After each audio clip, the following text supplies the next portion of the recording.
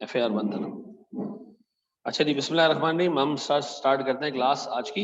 हमने last class में sir cover किया था सर जब चेंज द न्यूज को मतलब है पीपी से आईपी में आना, आईपी से पीपी में जाना, इन्वेंट्री से आईपी में आना और आईपी से इन्वेंट्री में जाना। याद आ रहा है? अच्छा जी, सर हमने उसमें कवर की थी ये चीजें कि आपका property plant and equipment convert हो जाए किसमें, आईपी में। कब कन्वर्ट होता है? कब कन्वर्ट होता है सर? जब विकेट करते हो आप उसको, वेकेशन फॉर रेंटल्स, ऐसा। फिर आईपी से पीपी कब बनता है? Very good sir, रीऑक्युपेशन।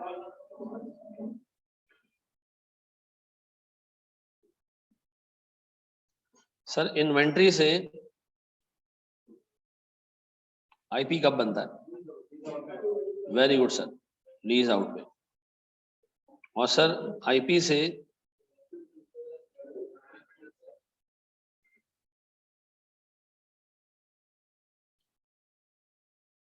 ऐसा ही था दोस्त, हमने उसमें पहला केस देखा था, अगर याद हो आपको सर। हमने इसमें केस 1 देखा था। केस 1 हमने देखा था क्या चीज सर? PP to IP. याद आ रहा है? एक छोटी सी एग्जांपल लेके मैं चला था। अज्यूम करते हैं कि जी हमारे पास पीपी की कॉस्ट है 1 जनवरी 2009 को से 200 रुपए, ठीक है सर। इस प्रॉपर्टी प्लांट एंड इक्विपमेंट की लाइफ है 10 साल सर। ऑन 31 दिसंबर 2010 प्रॉपर्टी को हमने विकेट किया फॉर रेंटल्स, ठीक है जी। अब बताओ जब हम विकेट करेंगे उस वक्त तक पहले आपने क्या करना है? केस 1 कैरिंग अमाउंट लेकर आनी है। कैसे आएगी कैरिंग अमाउंट सर? कॉस्ट कितनी है मेरे पास इस मशीन की? 200 मेरे बच्चों। इसको मैं डेप्रिशिएट करूंगा 10 सालों में, तो बताओ मेरे पास डेप्रिसिएशन कितना? 20। ऐसा 20 कैसे? 10 साल की लाइफ है। ये किस साल का डेप्रिसिएशन है? 2009 का सर। फिर मैं डेप्रिसिएशन बुक कर रहा हूं किस साल का? 2010 का सर। 20 रुपए के हिसाब से ये भी 20 रुपए आएगा सर। मुझे बताया मेरे पास 10 साल की लाइफ के हिसाब से भी 20 रुपए आएगा। टोटल कितना हो गया सर? 160 मेरे बच्चों। ये है मेरे पास कैरिंग अमाउंट एट 31 दिसंबर 2010, ऐसा यही है। अब मैंने मेरे प्यारे बच्चों क्या करना है इसको? सबसे पहले कैरिंग अमाउंट यहां तक आ गई, ये मेरा स्टेप 1 था, डन सर। मेरा स्टेप 2 क्या होगा सर? मैं इसको क्या कर दूं? Revalue as property plant and equipment, ऐसा। अभी याद रखो, दो प्रॉपर्टी प्लांट एंड इक्विपमेंट किस मॉडल पे चल रहा है? कॉस्ट मॉडल पे चल रहा है। दो कॉस्ट मॉडल पे चल रहा है, लेकिन सर स्टैंडर्ड कहता है कि जब आप आईपी में आओगे, क्या कह रहा हूं मैं, कि जब पीपी आईपी में आएगी, जब पीपी आईपी में आएगी हम उसको रिवैल्यू करेंगे। अगर आईपी किस मॉडल पे चल रहा है? फेयर वैल्यू मॉडल पे। पीपी किस पे चल रहा था? कॉस्ट पे। अगर तुम डायरेक्ट ट्रांसफर कर दोगे तो सारे का सारा गेन एज आईपी बुक हो जाएगा, गलत हो जाएगा वो। पहले आपने क्या करना है? एज पीपी गेन बुक करना है। कितना? अज्यूम करो इस एसेट की फेयर वैल्यू सर किस तारीख को? 31 दिसंबर 2010 को सर से 190 रुपए थी। क्या करूं मैं? 160 पे हम खड़े हैं सर। पीपी डेबिट कितने से सर? 30 रुपए से। और सर रिवैल्यूएशन सरप्लस या ओसीआई क्रेडिट कितने से? 30 रुपए से। डन, यही हमने कल पढ़ा था सर। इसके बाद हमने तीसरा काम क्या करना है सर? ट्रांसफर करना है हमने। ट्रांसफर कैसे होगा सर? सर आईपी डेबिट हो जाएगा कितने से? 190 से। और सर पीपी क्रेडिट हो जाएगा कितने से? 190 से। अब अज्यूम करो कि थोड़े टाइम बाद इस आईपी की वैल्यू 31 दिसंबर 2011 पे 210 रुपए हो गई। क्या करूं बताओ? डेप्रिशिएट करूं उसको? नहीं सर, डेप्रिशिएट ना करें। अब आप क्या करें सर? 31 दिसंबर 2011 को आपने क्या करना है? पीपी डेबिट कितने से? सॉरी, आईपी डेबिट कितने से? 210 माइनस 190, दैट इज 20। और ये फेयर वैल्यू गेन, ये कहां जाएगा? ये गेन पीएनएल में कितना? 20 रुपए, ऐसा है। याद रहेगा? स्टेप्स क्या है? कैरिंग अमाउंट को एडजस्ट करो, नंबर 2 रीवैल्यू करो as property plant and equipment, और तीसरा ट्रांसफर करो। तो सर अगर मैं यहाँ स्टेप्स लिख दूं स्टेप्स सर यहाँ पे number 1, depreciate up to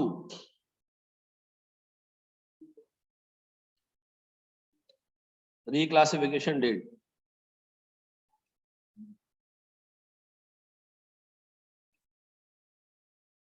Number 2, revalue as property, plant and equipment. ठीक है जी। फिर ट्रांसफर टू आईपी, ऐसा पक्का जी? सर इसको कॉपी करना है तो कर लें, शाबाश। ये हमारा केस 1 था, दो हम ये केस 1 लास्ट क्लास में कर चुके हैं। चाहो तो आगे बढ़ जाए, डायरेक्ट आगे बढ़ जाए, पक्का? चलो जी, एक छोटी सी एग्जांपल और तुम्हारे सामने रख रहा हूं। एक बात बताओ, अगर आईपी कॉस्ट मॉडल पे चल रही हो तो कॉपी करना है यार, ये करवा कुछ पाऊँ, कर देता हूँ। अच्छा देखो, जब भी मैं तुम लोगों को कोई चीज क्लास में दिया करूंगा, कोई एक मैंने सवाल दिया होमवर्क और बच्चा एक्सपेक्ट कर रहा है कि उसकी वीडियो मिल जाए और वो नहीं मिल रही है, एक आध दिन डिले, मेरी ना वीक में एक छुट्टी आती है, उसमें मैं ये डेबिट क्रेडिट बैलेंस मैच करता हूँ, यानी जो जो चीजें डेफिशिएंट होती हैं वो दे दूंगा, ठीक है? और वो मेरी छुट्टी आती है इतवार वाले दिन, ठीक है? इतवार वाले दिन जो जो चीजें तुम लोगों की बाकी होंगी, सर ने ये भी देना है वो भी देना है, तो वो संडे वाले दिन मिल जाए, पक्का? तो ताकि बार बार। अच्छा दूसरी चीज ये कि जो हमारे ग्रुप चल रहे हैं वो ग्रुप नहीं है, वो मोहल्ले की जो वो होती है ना बिल्डिंग कमेटी, उसका ग्रुप लग रहा होता है। पानी नहीं आ रहा, नल के खराब हो गए हैं, सफाई नहीं हो रही है, कबूतर जो है इधर रग रहे हैं, ठीक है जी, इस तरह की चीजें आ रही है। तो हमने इसको थोड़ा सा ना स्ट्रीमलाइन करना है। करना ये है कि ग्रुप आप अपने पास रखें, आपने जो इधर करना है करें। मैं भी कुछ और ग्रुप्स बना रहा हूँ, वो 1-to-1 ग्रुप होगा। 1-to-1 का मतलब है उसमें सिर्फ आपके सवाल होंगे और टीचर का जवाब होगा। उस पर कोई उल्टी बात आई वहीं से आपको जो है ना लात मार के बाहर फेंक दिया जाए, ठीक है जी? वो ग्रुप हम प्योरली इसलिए रखते हैं क्योंकि कोई काम का मैसेज किसी बच्चे ने सवाल पूछा, वो मुझे नजर नहीं आता, मैं खोलता हूँ 110 मैसेजेस। अब मैं 110 मैसेजेस बैठ के रीड नहीं कर सकता, इतना टाइम नहीं है मेरे पास। उसमें एक बच्चे ने 2 सवाल पूछे होंगे जो काम के होंगे और ऊपर नीचे जो है ना वो आपकी बगैरतियां चल रही होंगी, तो वो बच्चे का मेन क्वेश्चन क्या हो जाता है, मिस हो जाता है। फिर वो कहता है यार सर आप जवाब नहीं देते, फिर वो पर्सनल मैसेज करता है। मैं अननोन नंबर को क्या मैसेज खोलता भी नहीं, मैं खोलता भी नहीं, ठीक है ना? तो हम उस ग्रुप को जरा फंक्शनल करते हैं तरीके से, ताकि हमारे पास जो है वो हिसाब किताब सेट हो जाए, ठीक है? सर आपको बड़े आदमी जो अननोन नंबर नहीं खोलते, नहीं यार मैं सिक्योरिटी रीजन की वजह से खोलता, ठीक है जी? मेरे साथ पास में मसले हुए तो मैं नहीं खोलता, ठीक है जी? मैं खोलता ही नहीं। पास में मैंने गालियां सुनी है, ठीक है जी? हाँ मैं आपको वाकई बता रहा हूँ, मैंने ये तक गालियां सुनी है, किसी ने फोन किया, ओए तू शिया है, अहमद रजा नाम है तेरा, वगैरह ये वो। मैं सुन लिया, उसको मैं बोल रहा हूँ नहीं भाई मैं सुन्नी हूँ। फिर एक पॉइंट पे आ गया, मैं खुद पठान हूँ, मैं एक लिमिट तक बंदे की बात सुनता हूँ, उसके बाद फिर मैं सुना देता हूँ। फिर मेरे मुंह में जो आया मैंने उसको बोला, ठीक है जी? मैंने कहा अपनी अम्मी से पूछ, मैं पठान हूँ, ठीक है जी? बाद में पता चला कि वो कॉल मीरपुर खास से थी। मैंने फिर खैर मेरे पार्टनर है वो एजेंसी में होते थे तो उनको मैंने दे दी, उन्होंने पता कराया कि जी हाँ ऐसे कॉल थी और कोई टेंशन नहीं। मैंने अपनी तीसरी बेटी का नाम आयशा रखा, ताकि मैं अपने घर के बच्चों के नाम कभी भी इस बेस पे नहीं रखता कि किसी, भाई अहले बैत हमारे सरों के ताज हैं। जो मुसलमान अहले बैत से प्यार नहीं करता, उनके नामों से प्यार नहीं करता, वो दायरा इस्लाम से खा रहे हैं। मेरी बड़ी बेटी का नाम है जैनब, दूसरी का नाम है ख्याल ज़हरा, तो लोग ये समझे कि मैं अहले तशय्युह हूं, तो तीसरी का ना ख्याल ज़हरा, ठीक है ना? तीसरा हमने नाम फिर रखा आयशा, ठीक है जी? तो फिर थोड़ा अमन हो गया, ठीक है जी? ये है फैक्ट्स है?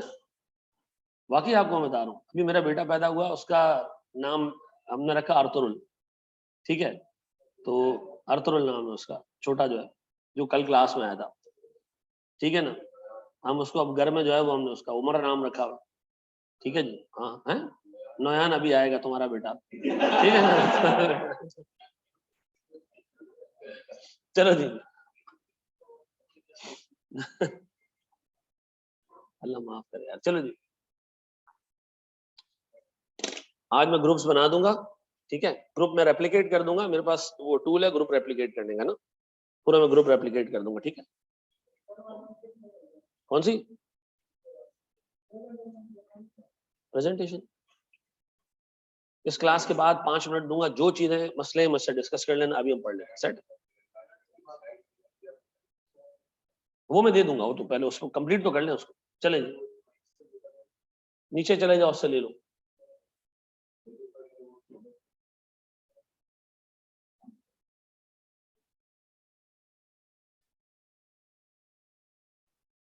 स्लाइड्स में सारी शेयर कर देता हूँ साथ, ठीक है।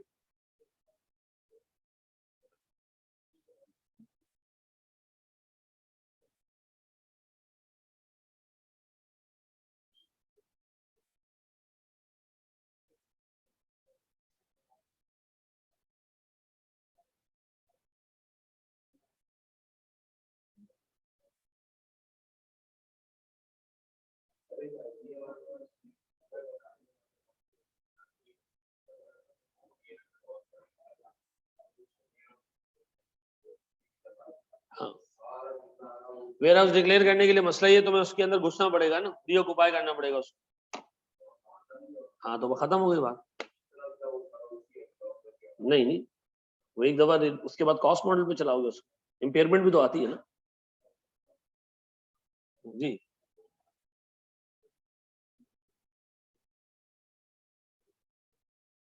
ठीक है अलीशान, चलो जी बढ़े हम आगे।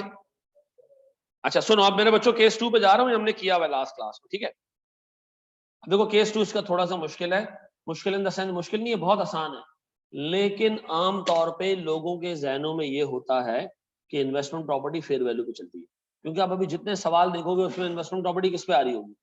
जब हम ये सारी चीजें जहन में डाल देंगे ना, पेपर में एग्जाम में जाएंगे, वो कहेगा इन्वेस्टमेंट प्रॉपर्टी कॉस्ट मॉडल में चली, हम भूल चुके होंगे। याद रखना, इन्वेस्टमेंट प्रॉपर्टी फेयर वैल्यू पे भी चल सकती है, investment property by choice cost पे भी चल सकती है। डन।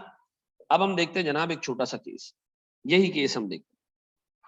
हमने एक प्रॉपर्टी खरीदी, उसकी कॉस्ट थी 200 रुपए। इस प्रॉपर्टी की लाइफ है 10 ईयर्स, ठीक है जी। मैंने अपने पास एंट्री पास की, property plant and equipment debit 200, cash credit 200। मेरे बच्चों ये एंट्री मैंने पास की 1 जनवरी 2016, ठीक है, मिसाल दे। फिर सर 31 दिसंबर 2016 पे ये डेप्रिशिएट हुई, क्या एंट्री पास की मैंने, डेप्रिसिएशन एक्सपेंस डेबिट कितने से, 20 से, और अलाउंस क्रेडिट कितने से, 20 से। सर फिर मेरे पास एक और डेट आई 31 दिसंबर 2017, फिर मैंने एंट्री पास की, सर डेप्रिसिएशन एक्सपेंस डेबिट कितने से, 20 से, सर अलाउंस क्रेडिट कितने से, 20। डन। अब बताओ मेरे पास इस एसेट की कैरिंग अमाउंट कितनी है, 160, ऐसे ही 160। इस एसेट की फेयर वैल्यू मैं अज्यूम कर रहा हूं 190 है, ठीक है जी। अब सुनो सुनो सुनो, मैं कह रहा हूं मेरी पीपी भी कॉस्ट मॉडल पे चल रही है और मेरा आईपी मॉडल भी कॉस्ट मॉडल पे चल रहा है, ऐसा। अब बताओ क्या करूं मैं, पहले इसको रिवैल्यू करूं फिर इसको ट्रांसफर करूं? नहीं सर, अब रिवैल्यू करने की कोई जरूरत नहीं, आपने सिंपली क्या करना है, आपने सिंपली ट्रांसफर करना है, सिंपली ट्रांसफर, ठीक है जी। ट्रांसफर एट कैरिंग अमाउंट, कोई रिवैल्यूशन नहीं, क्यों भाई, आईपी में जाके भी ये रिवैल्यू नहीं होगा, तो हम क्या करें, सीधा सीधा आईपी डेबिट कितने से, 160, पीपी ग्रेड कितने से, 160। ये एंट्री मैंने पास की होगी 31 दिसंबर 2017 पे, ऐसा। अब बताओ यहां से आईपी को क्या करूं, आईपी को इधर से कैसे लेके चले, रिवैल्यू करें? नहीं सर, आपने आईपी को भी क्या करना है, डेप्रिशिएट करना है, क्यों, आईपी किस मॉडल पे, इसका मतलब है जब भी आईपी कॉस्ट मॉडल पे चलेगी सिंपली आपने ट्रांसफर करना है बस, कोई रिवैल्यूएशन नहीं, ना बिफोर ना आफ्टर, नथिंग, ऐसा सिंपल सा केस है। 5 मार्क्स के एग्जामिनर ने सवाल डाल देना और फेयर वैल्यूज भी दे देनी है, और आप लोगों ने करना क्या है, उठा के जो फेयर वैल्यू के ऊपर काम कर देना है। याद रखना, फेयर वैल्यू वाली कहानी कब आएगी, जब आईपी चल रही हो किस पे, फेयर वैल्यू के ऊपर। जब आईपी कॉस्ट मॉडल पे चल रही होगी तो सिंपली कैरिंग अमाउंट पे आपने ट्रांसफर कर देना है और आगे से आईपी को डेप्रिशिएट करना है, ऐसा। आगे से आईपी को पक्का, सर कॉपी करें इसको, शाबाश। एक ही बात है बेटा, एक ही बात। करना शुरू कर देंगे। कितने सालों पे? 31 दिसंबर 2018, 8 साल रहेगा ना इसकी वैल्यू, तो 20 रुपए से डेप्रिसिएशन और अलाउंस या प्रोविजन या अक्यूमुलेटेड डेप्शन, कोई भी नाम दे दो, क्रेडिट डन। सर ट्रांसफर के बाद, चलो ठीक हो गया जी। बड़े हम आगे दोस्त, बड़े आओ जरा एक सवाल मुझे आप लोगों ने खुद करके देने, या पहले हम कॉन्सेप्ट्स कवर कर लें सारे आज के, और फिर हम सवाल देख लें। हमने पहले ट्रांसफर देख लिया, कौन सा? PP to IP. अब बताओ सर हमारे पास यहाँ स्टेप्स क्या हैं? Number 1, depreciate PP up to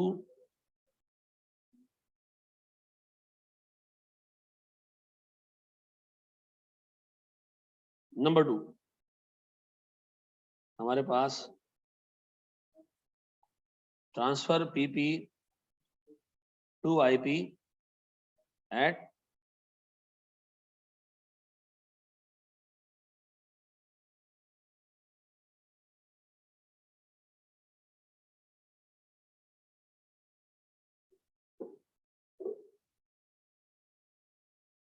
ठीक है जी, कोई रिवैल्यूएशन अलाउड नहीं। डन।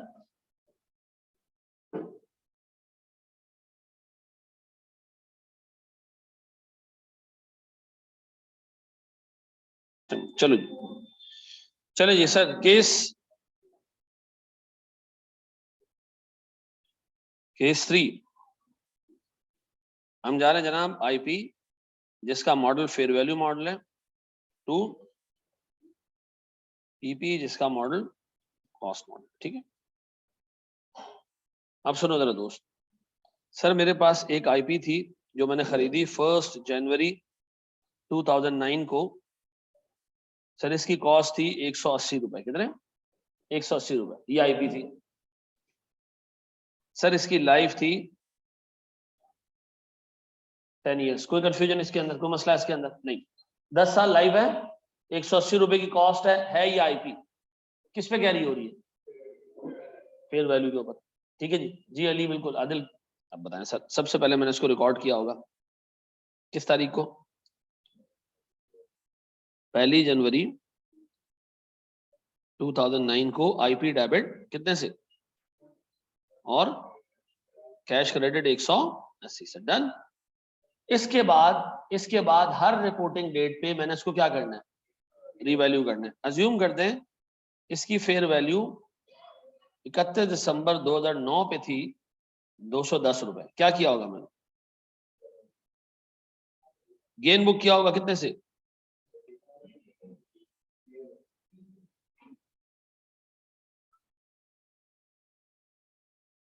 ऐसा कोई डेप्रिसिएशन नहीं सर। फिर हमारे पास एक दफा और फेयर वैल्यू आई सर 31 दिसंबर 2010 पे, सर 205। क्या करूं मैं? 2010 सर फेयर वैल्यू गेन और लॉस डेबिट कितने से,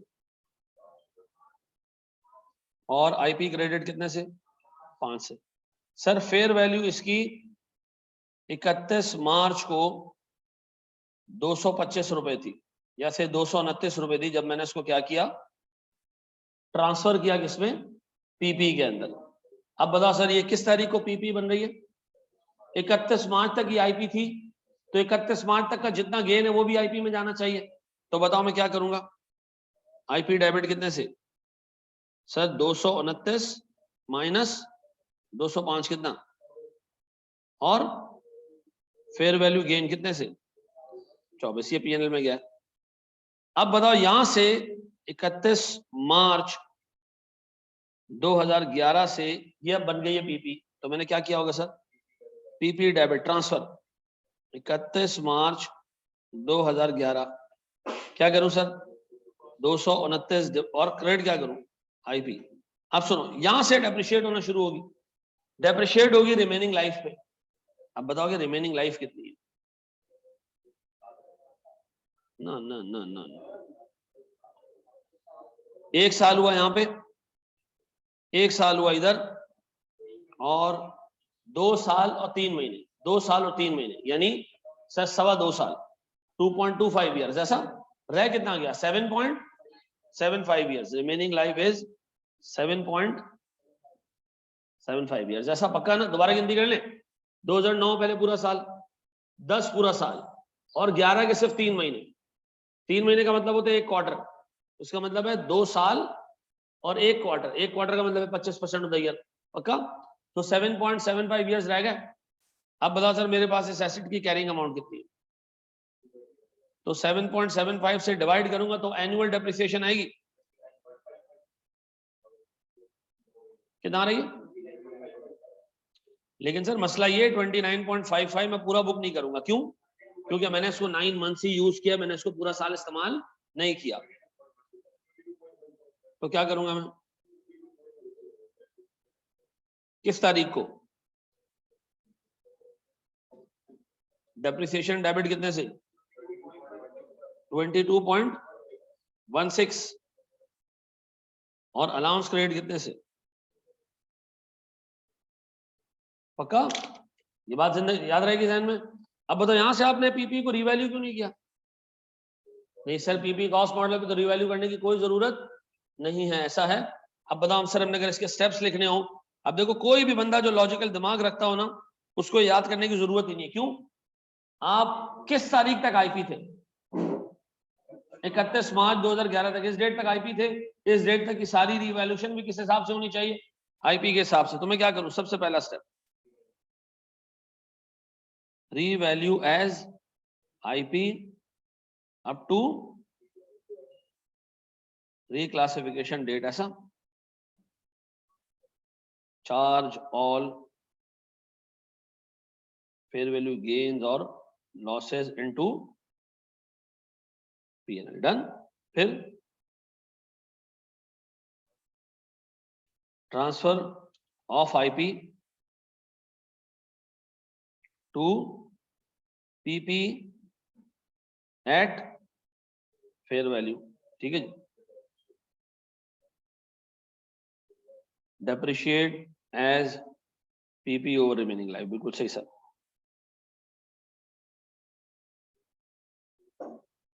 ऐसा सर कॉपी कर ले, शाबाश।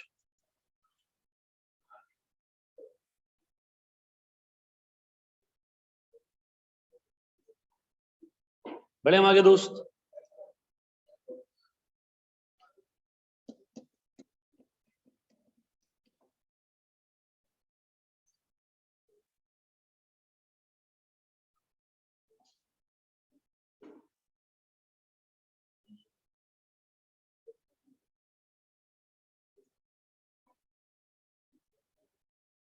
चलो जी, हमने देख लिए 3 केसेस। सर केस 4, मेरे प्यारे बच्चों केस 4 को देख लो। 8 केसेस हमने देखना आज के, आज ही देखो, ठीक है। अच्छा अब मुझे एक चीज ये बताओ, अब अज्यूम करो आईपी कॉस्ट मॉडल पे और आपने पीपी जाना है वो भी कॉस्ट मॉडल में। इसका मतलब ये तो आपस में रिश्तेदार हैं, ठीक है जी। खानदान अलग अलग होते तो हमें कोई फेयर वैल्यू का एडजस्टमेंट करना पड़ती, ये तो एक ही खानदान के लोग हैं। तो सीधा सीधा क्या करोगे? ट्रांसफर। ठीक है जी। तो अज्यूम करो मेरे पास आईपी है जिसकी कॉस्ट से 200 मिलियन रुपए, ठीक है जी। सर इसकी लाइफ आसानी के लिए 10 इयर्स है। सर गौर तो सुनिएगा दोस्त, इसकी लाइफ 10 साल है। सर मैंने इसको कैपिटलाइज किया से 1 जनवरी 2015 पे खरीदा मैंने इसको। मैंने आईपी डेबिट की कितने से? 200 से, और 200 रुपए से क्रेडिट कर दिया कैश। डन। इसके बाद सर मैंने इसको डेप्रिशिएट किया 10 सालों पे। अच्छा अगर इधर रेजुलरली गिवन होती तो मैं इसको इग्नोर कर देता ना। नहीं सर आप आईपी का कॉस्ट मॉडल पे रखते हैं, रेजुलरली इस्तेमाल करेंगे। एक सूरत है इसमें रेजुलरली को जीरो कंसिडर करना, जब उसकी फेयर वैल्यू डिटर्मिनेबल ही ना हो। ऐसा मैंने आईपी डेबिट किया सर। अब मैंने क्या किया सर, फिर डेप्रिशिएट किया इसको कितने से? 20 से। अलाउंस क्रेडिट 20 से। ये था 31 दिसंबर 2015। 31 दिसंबर 16 डेप्रिसिएशन 20 अलाउंस। अब बताओ इस पीपी की कैरिंग अमाउंट एट 31 दिसंबर 2016 कितनी है? 160। अब बताओ मैं क्या करूं? सीधा सीधा सर पीपी डेबिट कितने से? 160। आईपी क्रेडिट कितने से? 160। आगे से ये पीपी क्या होगी? सीधी सीधी डेप्रिशिएट होगी। सर 31 दिसंबर 2017 क्या करूं मैं? सर मेरे पास डेप्रिसिएशन एक्सपेंस डेबिट कितने से? 20 से। अब ये डेप्रिशिएट किस हिसाब से हो रही है? अब ये डेप्रिशिएट किसके हिसाब से हो रही है? एस पीपी हो रही है। पहले क्या हो रही थी? एज आईपी हो रही है। सर मुझे बताएं स्टेप्स क्या है सर इसमें मेरे पास? नंबर 1 प्लीज बोर्ड में देखो, डेप्रिशिएट अप टू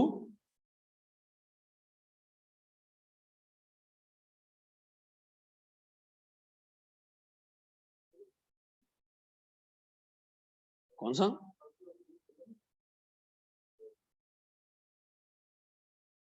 इन्ना लिल्लाहि व इन्ना इलैहि राजिऊन।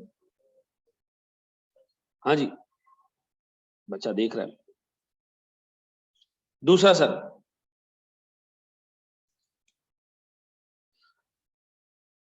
आपसे पता है कहां भूलेगा?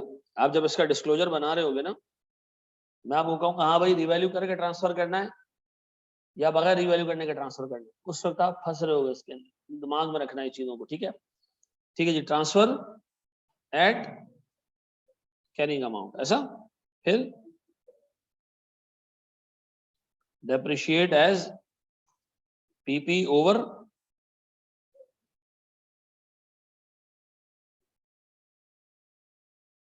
Remaining life. शाबाश, पक्का?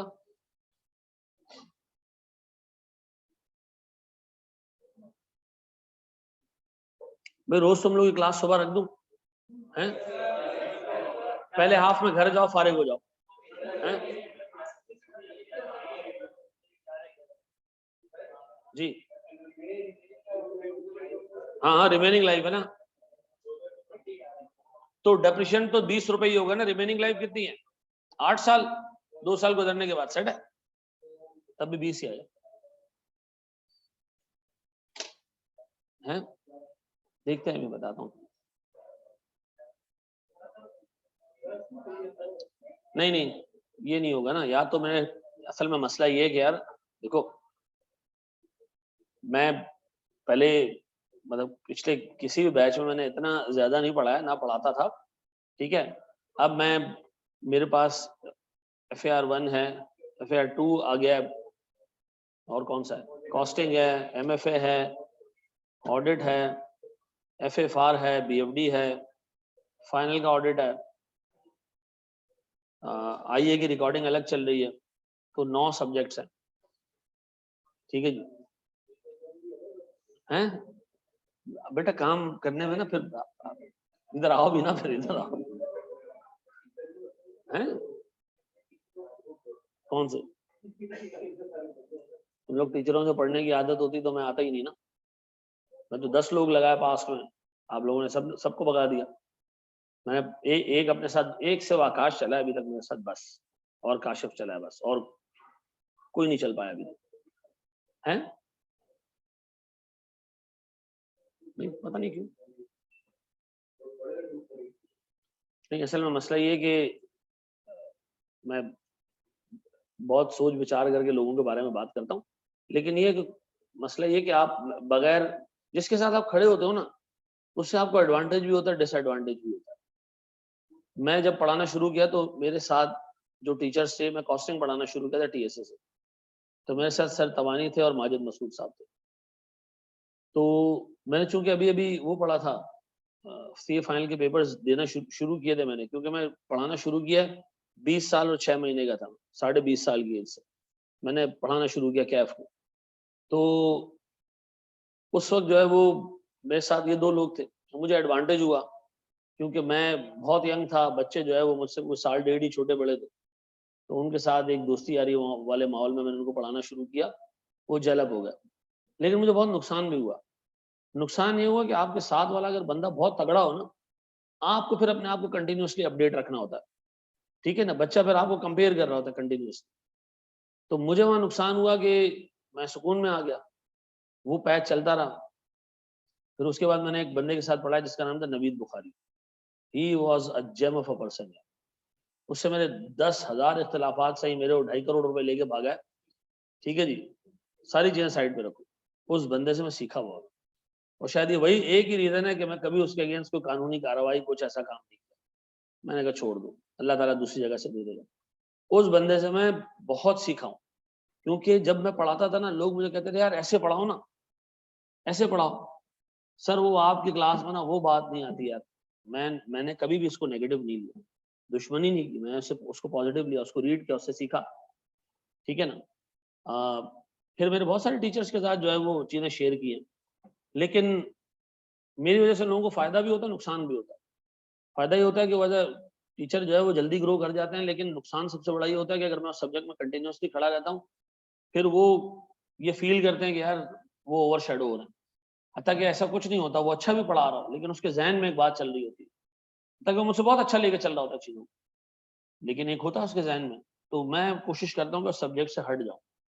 अगर मैं उसको सच्ची में ग्रो करने देना है ना, तो मैं उस सब्जेक्ट से क्या करता हूँ, हट जाता हूँ। मैंने इसलिए पूरा सब्जेक्ट एक काशिफ को छोड़ा हुआ है, इंट्रो का, काशिफ और अली को, एक पूरा सब्जेक्ट मैंने आकाश को छोड़ा हुआ है कि सुकून से पढ़ाएं।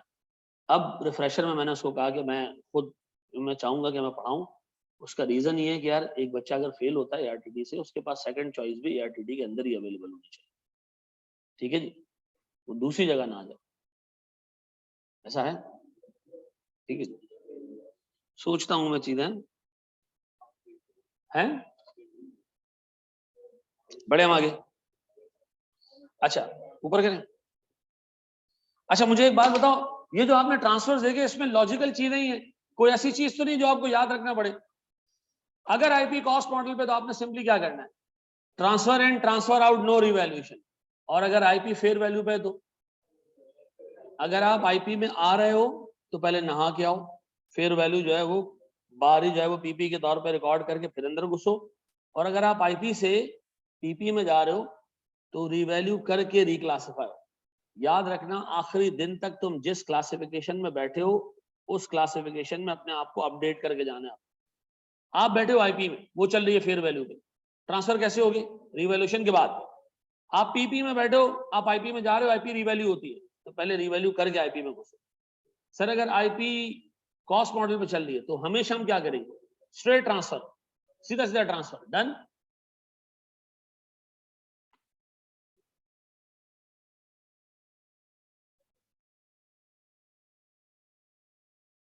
चलो जी बढ़े हम आगे। अच्छा भाई एक चीज याद रखो, इस पे अभी तक कोई बड़ा सवाल बन के नहीं आया, ये हमेशा छोटे सवाल के तौर पे आया, या तो ये डिस्क्लोजर का पार्ट बन के आया, ठीक है।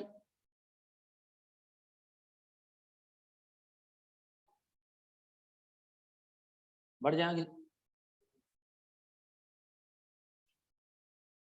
बढ़ जाए बेटा, बाजीज पक्का।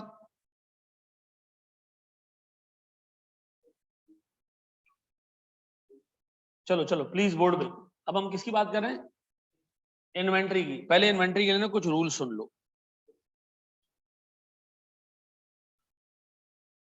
मैं आपके सामने केसेस रख रहा हूं, ए बी और सी। अज्यूम करो मैंने एक इन्वेंट्री खरीदी, उसकी कॉस्ट 100 है, 100 रुपए उसकी कॉस्ट है। उसकी एनआरवी या फेयर वैल्यू, एनआरवी या फेयर वैल्यू सर 120 है। क्या मैं इन्वेंट्री को रीवैल्यू कर सकता हूं, ऊपर लेके जा सकता हूं? इन्वेंट्री के बारे में ये मशहूर है कि इन्वेंट्री शुड बी रीवैल्यूड या inventory should be carried at lower of cost और एनआरवी। आप बताओ ये एनआरवी ऊपर चल रही है, उसको हम कॉस्ट पे ही रखेंगे, हम रीवैल्यू नहीं करेंगे। व्हाट इफ के सर ये हो 100 और ये हो 90, अब आप एनआरवी पे लेके आओगे, 90 पे लेके आओगे, ठीक है जी, आप 100 पे नहीं रख सकते, ऐसा है। अच्छा जी, व्हाट इफ के बराबर हो, ये तो फजूल बात होगी ना, ये तो फजूल बात है ना, इसमें तो कोई टेंशन वाली बात नहीं है ना। आपने इस पूरी पूरी डिस्कशन में पता समरी क्या सीखी, inventory is never revalued, inventory is never revalued, however inventory is reduced to NRV when NRV is lower than cost. ऐसा आप कभी भी इन्वेंट्री को नीचे नहीं लेकर आते, ऊपर नहीं लेके जाते हो अनलेस के इन्वेंट्री की एनआरवी कॉस्ट से क्या हो, कम हो। ऐसा अब मेरे बच्चों बोर्ड पे देखना, क्या इन्वेंट्री रीवैल्यू होती है? नो। जवाब क्या होगा? नो। हाँ, अगर एनआरवी कॉस्ट से नीचे आ गई तो हम लॉस जरूर बुक करेंगे। फिर रिपीट कर रहा हूं, क्या इन्वेंट्री एनआरवी होती है? इन्वेंट्री जो है वो रीवैल्यू होती है? नहीं। हाँ, लेकिन अगर एनआरवी कॉस्ट से नीचे आ गई तो हम क्या करेंगे? अच्छा, एनआरवी का मतलब क्या है? वेरी गुड सर, ये तो बड़ा मुझे पता ही था सर। ये है selling price minus cost to complete और सेल। ऐसा मैं ऐसे कर दूं, selling price less cost to sell या कॉस्ट टू कंप्लीट। ऐसे ही बोर्ड पे देखो, क्या सेलिंग प्राइस और फेयर वैल्यू एक ही चीज होती है? अच्छा, कोई एग्जांपल दो जो नहीं होती, जल्दी बताओ, शाबाश। Selling price, bed price, bid price. तो फेयर वैल्यू भी क्या होती है? फेयर वैल्यू भी मार्केट प्राइस, सेलिंग प्राइस भी मार्केट प्राइस। मैं कह रहा हूं इन दोनों में डिफरेंस क्या है?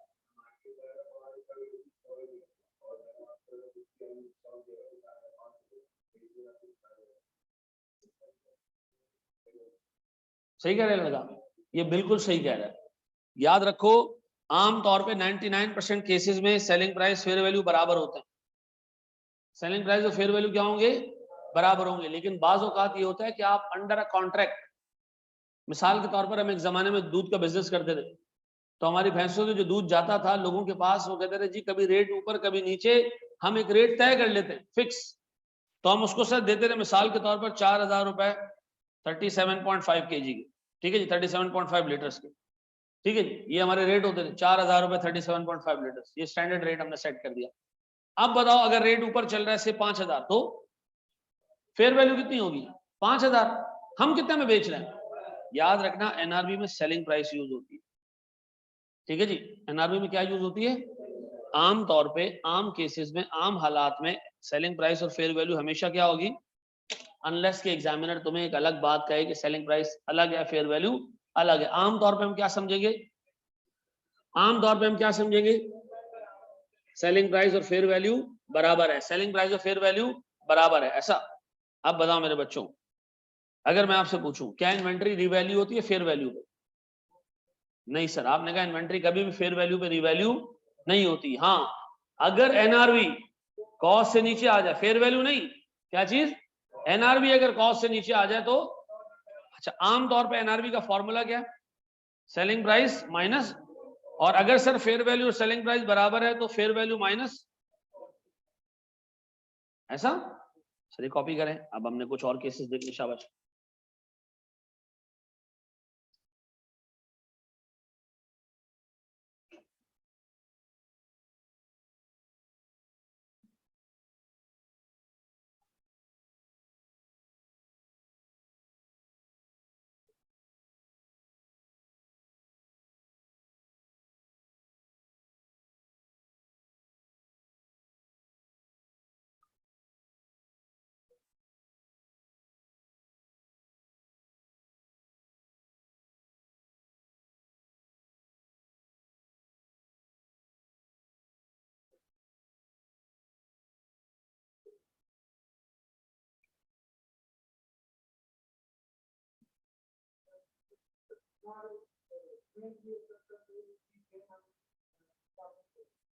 क्या चीज? नहीं, गेन रिकॉर्ड नहीं हो सकता। ठीक है, अभी फिर तो आप तो रखना, फिर तो आप अगर फेयर वैल्यू मॉडल पे तो कर सकते। सर गोल्ड के केस के लिए क्या होता है? लाइक परचेज करने पे जो रेट्स अलग अलग आते हैं। देखो, गोल्ड को गोल्ड को हम कभी भी इन्वेस्टमेंट प्रॉपर्टी में नहीं डालते। ठीक है जी, gold is not an investment property. Investment property की एक ही डेफिनेशन है, लैंड और बिल्डिंग। आप यकीन करो, मैंने क्लास में उस दिन बताया कुछ 7-8 दफा कि प्लांट इन्वेस्टमेंट प्रॉपर्टी नहीं है। उसके बाद भी मुझे 12-13 लोगों ने कहा है कि सर प्लांट भी तो रेंटल इनकम के लिए जा रहा है, वो एमसीक्यू में। भाई वो नहीं है इन्वेस्टमेंट प्रॉपर्टी। इन्वेस्टमेंट प्रॉपर्टी सिर्फ दो ही है, कौन सी? लैंड और बिल्डिंग। ठीक है जी,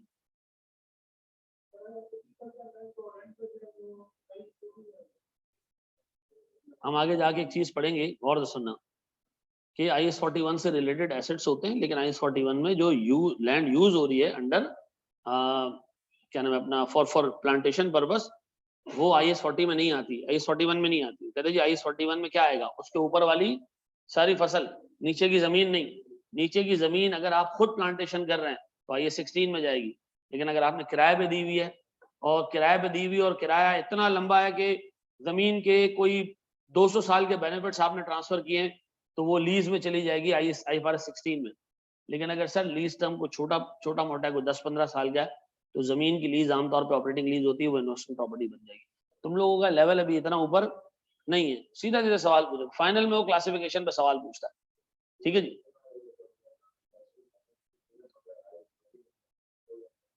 सर हर एक स्टैंडर्ड का एक मिजाज है। गोल्ड जाता है IS 38, ठीक है ना, इंटेंजिबल्स के उसमें जाता है वो।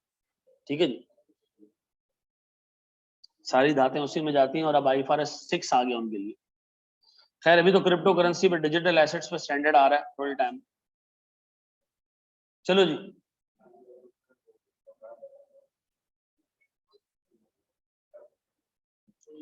मैंने कहा जी fair value less cost to cell.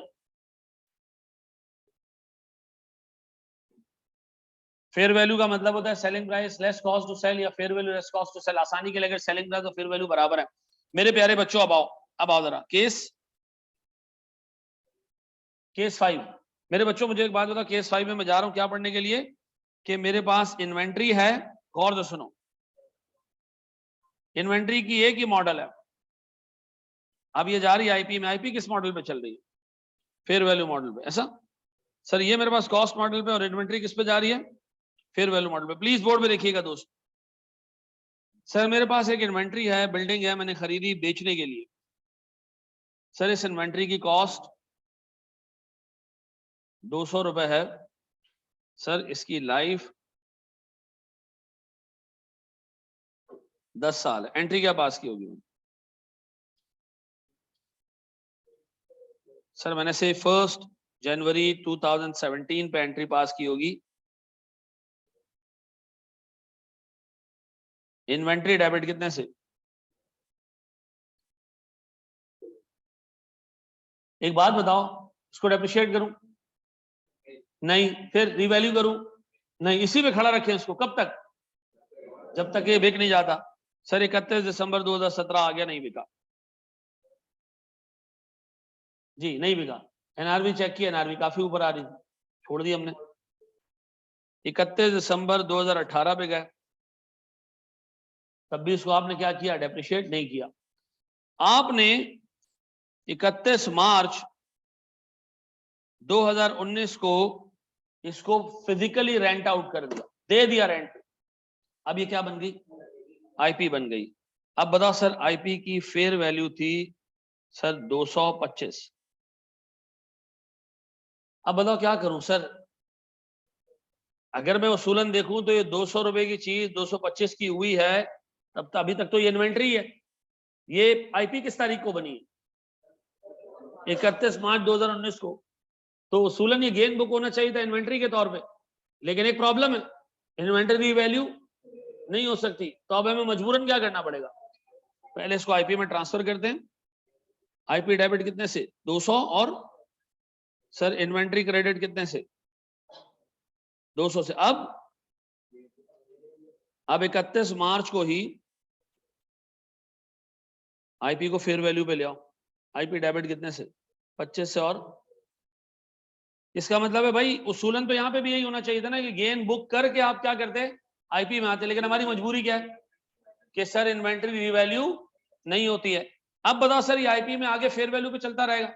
हाँ सर, वो जो रिमेनिंग यूजफुल लाइफ है उसका क्या करें, मट्टी पाए सर। ना वो इन्वेंट्री के लिए रेलेवेंट थी, ना वो ऐसी आईपी के लिए रेलेवेंट है जो फेयर वैल्यू पे चल रही हो, तो उसको इग्नोर करना है हमने।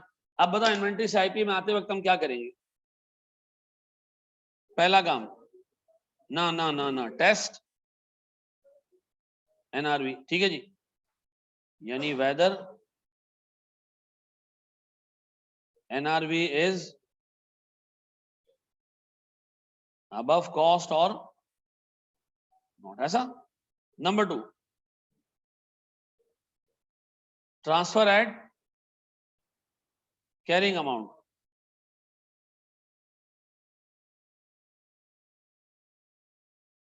Inventory to IP. तीसरा क्या करें sir? Revalue as IP over life. ऐसा पक्का? सर ये कॉपी कर लें, शाबाश। मुझे बताओ, आप तुम्हें याद रखने वाली चीजें हैं इसके अंदर कुछ? एक दफा तरीके से समझ लो, याद रखने वाली कोई चीज नहीं है इसके अंदर।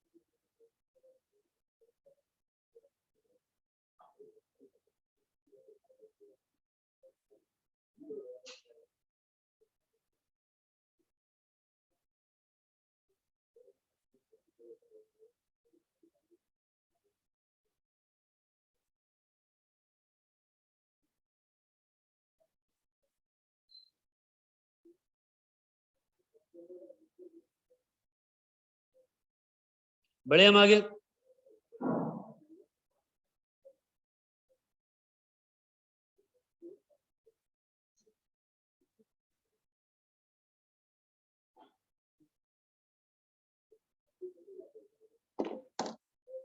बढ़ जा।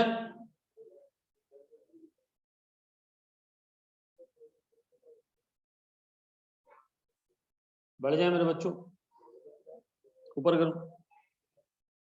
क्या हो गया? नहीं क्या हो गया? पूरे 11:30 बजे छोड़ूंगा, 1.5 घंटे की क्लास होगी तो लोगों को 15 मिनट पहले छोड़ूंगा।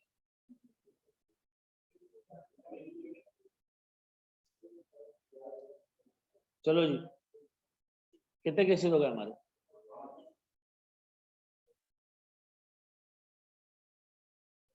अच्छा भाई यार, ये केस 5 तो बहुत लंबा चौड़ा केस है, दोबारा से बताना कि लाइट चली गई थी। तुम ये लाइटें बहुत जा रही हैं क्या? हैं? क्या जी? हाँ,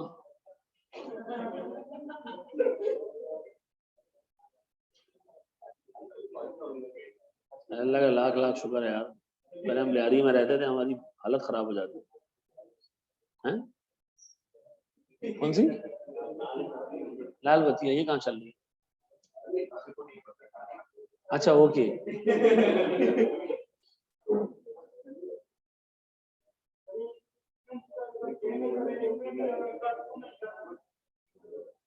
इन्वेंट्री तो आईपी बन गई ना, अब गेन आईपी के तौर पे रिकॉर्ड होगा।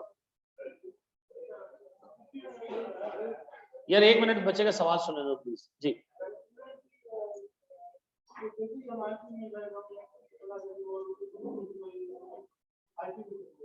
हाँ, इन्वेंट्री को अगर रीवैल्यू करना शुरू कर दोगे ना, तो फिर दुनिया का हर बिजनेस कभी भी लॉस रिपोर्ट नहीं करेगा। हर बिजनेस कहेगा मेरे पास जो इन्वेंट्री पड़ी है ये 2 करोड़ की बिकने वाली है। क्या करने वाली है? 2 रुपए की इन्वेंट्री इंशाल्लाह 2 करोड़ की बिकने वाली है। ऑडिटर आएगा, वो कहेगा अच्छा बिकने वाली है, कौन खरीदने को तैयार है? वो कहेगा ये मेरा दोस्त। दोस्त भी बोलेगा हाँ मैं खरीदने को तैयार हूँ, अभी नहीं खरीद रहा, कब खरीदूंगा? ईयर एंड के बाद। तो आपने कहा मैं इंशाल्लाह इसको बेचूंगा। अगर आपने अभी गेन बुक कर लिया बगैर इन्वेंट्री बेचे, तो हर कंपनी ये करेगी कि उसके पास जितनी इन्वेंट्री पड़ी है सबको बेचने से पहले क्या करेगा? गेन बुक कर लेगा। कल पता चला इन्वेंट्री सैलाब ले गई या वो बंदा झूठा निकला, तो हो गया काम। इसलिए इन्वेंट्री पे कभी भी हम गेन बुक नहीं करते जब तक कि वो बिक ना जाए।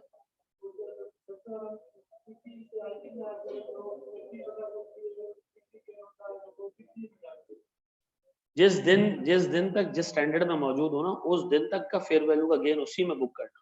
मसला हमारे पास सिर्फ इन्वेंट्री का है, उसमें फेयर वैल्यूशन हो नहीं सकती। अदरवाइज हम फेयर वैल्यू पे गेन बुक करके आगे आते हैं। I16 में अच्छा एक चीज याद रखो मेरे प्यारे बच्चों, सुनो, I16 का कोई गेन पीएनएल में नहीं जाता, ठीक है? कोई गेन पीएनएल में नहीं जाता। सर आई 16 में क्यों रिवैल्यूएशन अलाउड है, हम ना फिर बहस कहीं और ही निकल जाएगी, लेकिन चलो सुन लो, तुमने सवाल पूछा तो देखो आई 16 में अगर कॉस्ट पे ही एसेट कैरी हो तो मैं इस चीज का गवाह हूं। मैं एक दफा एंग्रो के असाइनमेंट पे गया, एंग्रो को पैक के, ठीक है जी, उधर एक जाइंट मशीनरी लगी हुई, ठीक है ना, huge machinery, at a time उसके अंदर को 250-300 लोग काम कर रहे थे मशीन के अंदर, ठीक, प्लांट के अंदर। तो मैंने उनसे पूछा प्लांट बुक्स में आ रहा है 1 रुपए पे आ रहा है, कितने पे आ रहा है, क्यों, फुली डेप्रिशिएटेड है। अब एक बात बताओ, ये फुली डेप्रिशिएटेड एसेट है, हमने जल्दी डेप्रिशिएट कर लिया, लेकिन उसकी वैल्यू तो है ना, अगर वैल्यू बुक्स पे नहीं दिखाओगे तो बुक्स तुम्हारी सही लगेंगी, तो स्टैंडर्ड ने अलाउ किया हुआ कि तुम उसको क्या कर सकते हो, रिवैल्यू कर सकते हो, ठीक है जी। हेलो,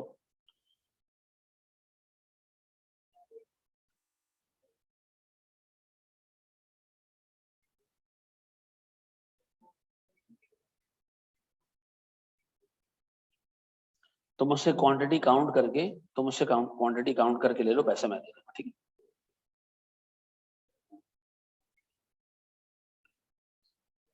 तुम ले लो ना यार, मैं दे दूंगा, छोड़ दूंगा, ओके। वो मैं बोल रहा हूँ, उसको बोल रहा हूँ मैं क्लास ले लूँ, बोल। अच्छा जी, अब आए जरा दोस्त हमारे पास केस नंबर 6। बस एक छोटा सा केस है, छोटा सा केस है।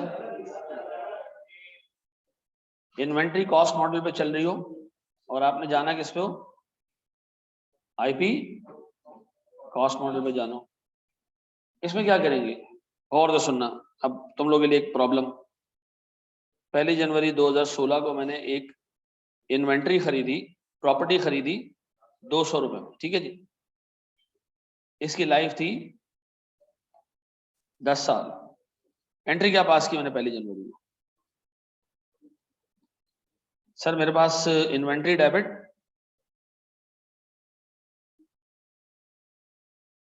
कितने से, 200 रुपए से, और अब इस इन्वेंट्री को क्या करना है, आपने डेप्रिशिएट करना है 10 सालों पे। वेरी गुड जी, 31 दिसंबर पे डेप्रिशिएट करेंगे इसको, और लांतियों नहीं करेंगे,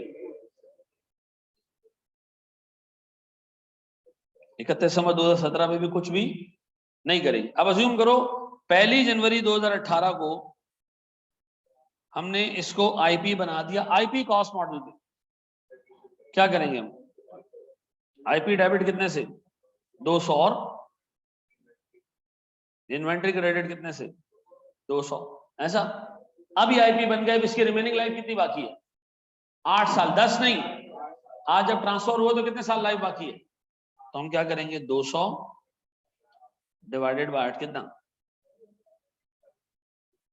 ये हमारा एनुअल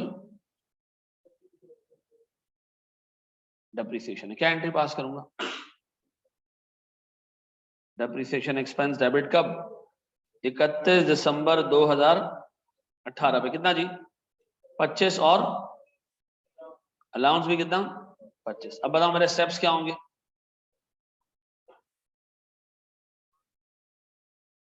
नंबर 1 क्या स्टेप होगा, पहला स्टेप सर जी transfer at carrying amount, transfer किससे,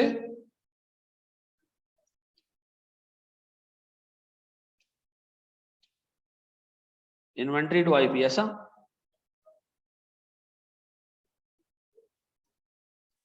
दूसरा क्या करेंगे सर इसके बाद,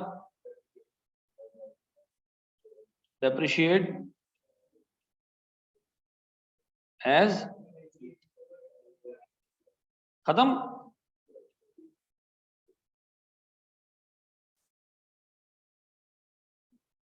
अगली क्लास में उसके 2 केसेस कंप्लीट करेंगे, डिस्क्लोजर देखेंगे, और फिर हमने पूरा जो हमारा हैंड आउट है वो बैठ के सॉल्व करना है, उसके सारे की क्वेश्चन सॉल्व करने हैं, ठीक है जी। तो फिर हम उसके बाद जो है वो, हाँ, दो केसेस और बाकी हैं, आईपी टू इन्वेंट्री के 2 केसेस रिवैल्यू होके जाए, ठीक है जी, ये देख लोगे।